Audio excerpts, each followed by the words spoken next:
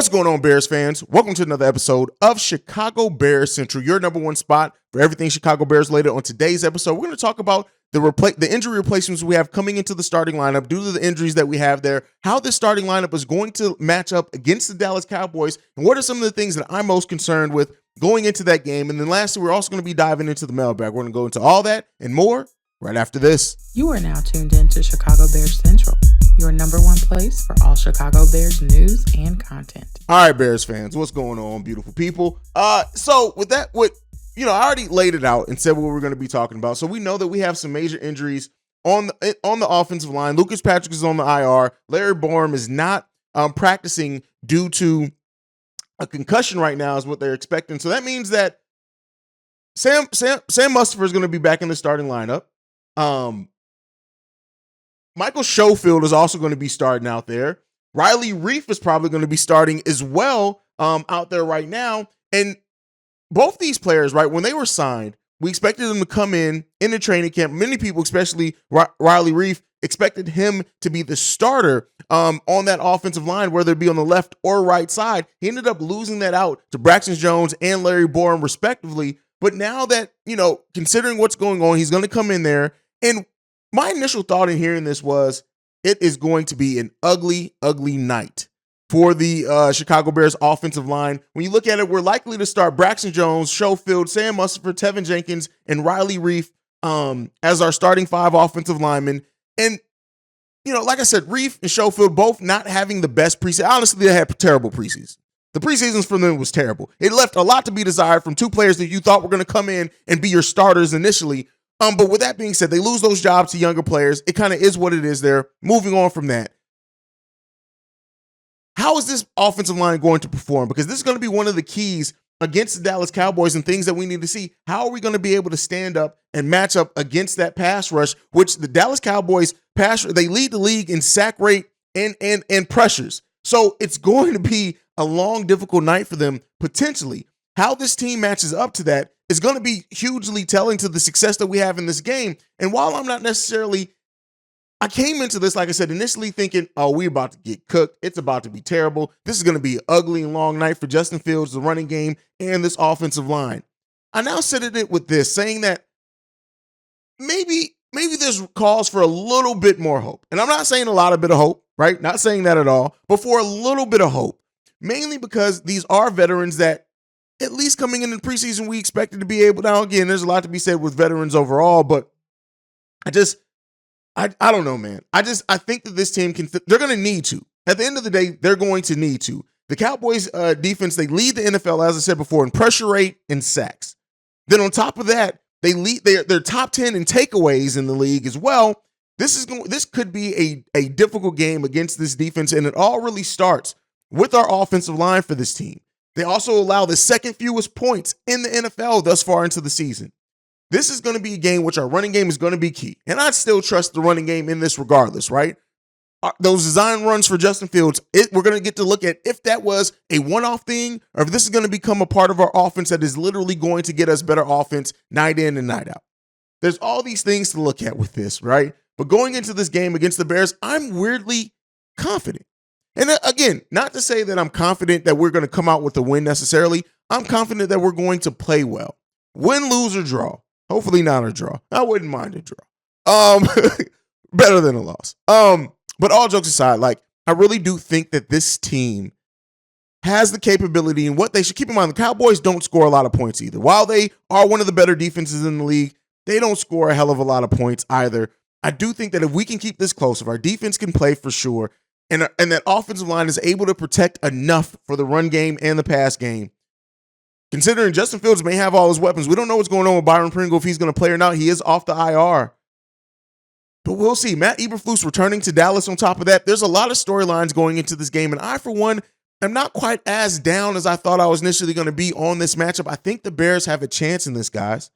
And I think overall, a lot of it hinges on that offensive line, but the growth and development we've seen from Justin Fields, while his stats in the last game against the Patriots necessarily don't wow you out if you're just looking at stats of quarterback stats for the week, the way that he played, the poise in which he played, there was a more level of just being deliberate in quarterbacking out there. I still have a lot of faith in this team. We'll be doing the prediction show tomorrow, so be on the lookout for that. We're not going to quite get into predictions yet on this show, but I do have high hope for this team. But this is Friday. It's a mailbag day. We got 2 voicemails. The first one is from Rory. We're going to go ahead and play that now. Bear down, Hayes. My man. Your favorite fan here, man. This is Rory calling you, man. Hey, bro. Did you see? I know you saw the game, man. This is what I'm talking about. This is what we need to see more of.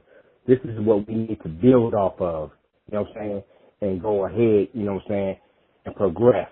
You know what I'm saying? Luke Jesse, you know, did his thing, you know what I'm saying? And that defense, you know what I'm saying? Hey, man, that's how we need to play from now on, bro. Especially we going next weekend to go play Dallas, in Dallas, right? So, man, hey, great game, man. Just want to call and tell you, Hayes, man, Bobby, you know, hey, man, hey. I didn't think they were going to pull it off with New England because I watched, you know, y'all videos, you know, YouTube, and, you know, y'all was like really, like, you know, critical on the Bears, like, hey, man, don't take this team for granted. Yeah, that's Bill Belichick, you know, he's a legend. But, man, hey, the Bears look very impressive, man. But Larry Bourne, he needs some work, bro. You know, he was getting ran through, you know what I'm saying? So, and I'm glad we got the win, you know what I'm saying? Hey, I can't wait to hear the video tomorrow, you know what I'm saying? 'Cause I know y'all gonna be talking, you know, much smack, you know what I'm saying? My man C-Dub, you know what I'm saying? I love C-Dub's voice, man, 'cause you sound like you've been smoking that chronic all day, man. You know what I'm saying? Hey, man, but like I said, great win, man. Bear down, man. Keep doing what y'all doing, man. Can't wait to hear the video tomorrow and see what y'all got to say. All right? Take it easy. I love everything. Listen, I was right there along with you. Hopefully we didn't. Clearly he left this Monday after the game. That, like, I can't say enough about just how much that game just went to, like, reaffirming the confidence in this team and what this team can and hopefully will be for the long haul. There was a lot of confidence built in that game in the fan base, hopefully in the players, in the coaching staff, and like Luke Getsy getting more creative with the offensive calls, seeing how those design runs really changed that offense. Now, again, as I've said before, the design runs were a thing that we, at that level, that we only have done that game. So now that more teams have tape on it, how do they adjust to it? But it just was a lot of positivity coming out of that game, man. But first of all, thank you on that. Bear down. We appreciate the love and you being the biggest supporter here. We appreciate that wholeheartedly, brother. All right, let's get into this next one. This one's from Leroy. How you doing today, man? Hi, this is Mr. Hines again, Leroy. Yeah, I called yesterday with a few comments, but I want to support y'all, let you know I think y'all gonna beat Dallas. You're gonna upset them and surprise them. Give it your best shot. But, you know, I looked at that Robert Quinn. I'm still confused with that. Quote, 6 years ago, the Bears turned down Patrick Mahomes in a draft. They ain't know nothing about it. They ain't want him. The second guy that they turned down behind Patrick Mahomes, the guy said, well, you want his guy here? Deshaun Watson. Bears turned him down, the general manager. They ain't want him. They ain't know nothing about it. So they asked, who do you want in the draft? Mitchell Trubisky. But see, that just goes to show you. See, on these decisions on all these draft picks, you know, they're always about draft picks. You know, we don't make bad decisions when it came to draft picks. Keep who you got. Work with who you got. They got hidden talents. You never know.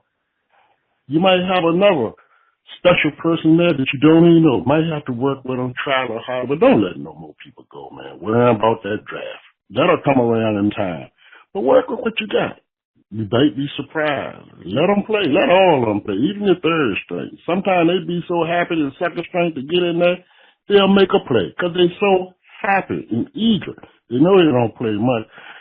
Play everybody. Give everybody a chance. Spread that ball around. Don't just look for just Donnell Mooney the whole day.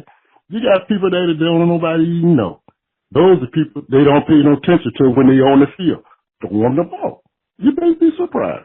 And good luck Sunday. I got a feeling if y'all somebody listen to this stuff I'm saying and implement it and let the team hear, you might be surprised. Sometimes things like that happen. You know, Bruce Lee once found out, the great martial artist, all them techniques and breaking boards and bricks and stuff, he found out that stuff didn't mean nothing.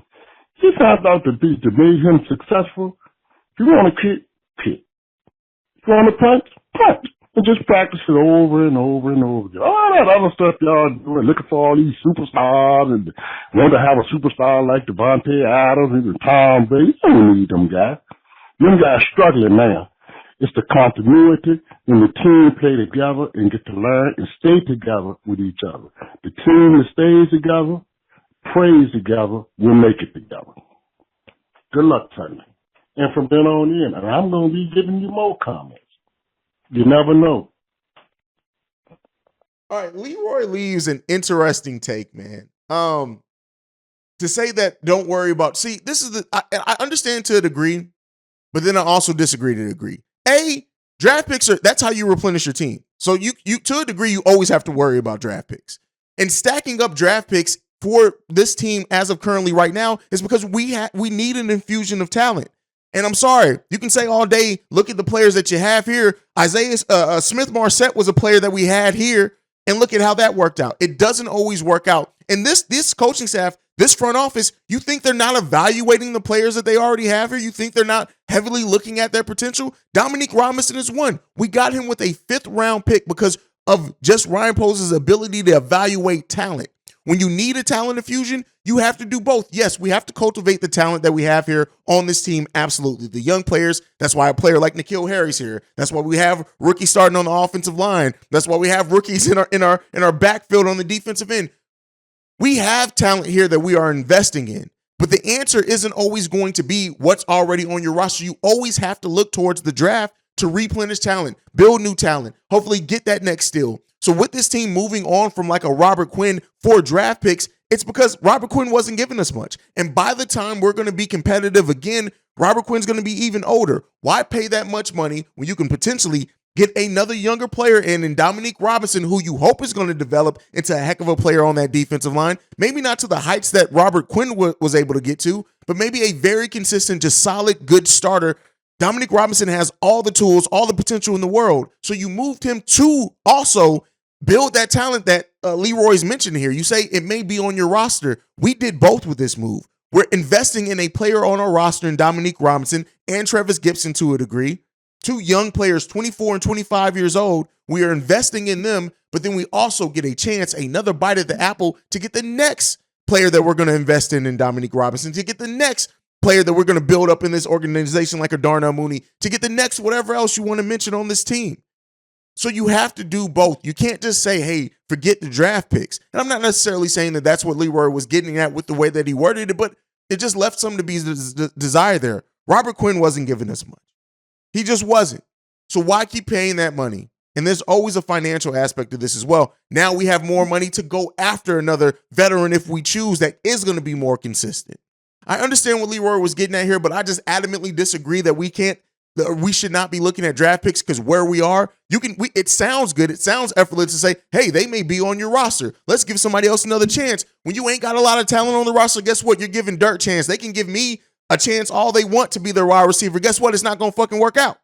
So at the end of the day, the way that I feel with that is just that you have to do both if you can. But at the end of the day, draft picks are always going to be a key part in building a successful team. That's my thoughts on it. You guys can let me know what you think about it down below. But that is it for today's daily episode of Chicago Bear Central. Make sure you're following the show at Shy Bear Central. You can send us any feedback, questions, comments, concerns, ChicagoBearCentral@gmail.com. Lastly, if you want to leave a text and our voicemail, the number to do so, 773-242-9336. We are the #1 spot for everything Chicago Bears related. Also, y'all make sure y'all tune in here on Sunday, where C-Dub is going to be doing a live call during the game. So make sure you guys are tuned in for that. But like I like to end every episode on, go Bears. Love you guys. Peace. And bear down, guys. Bear down.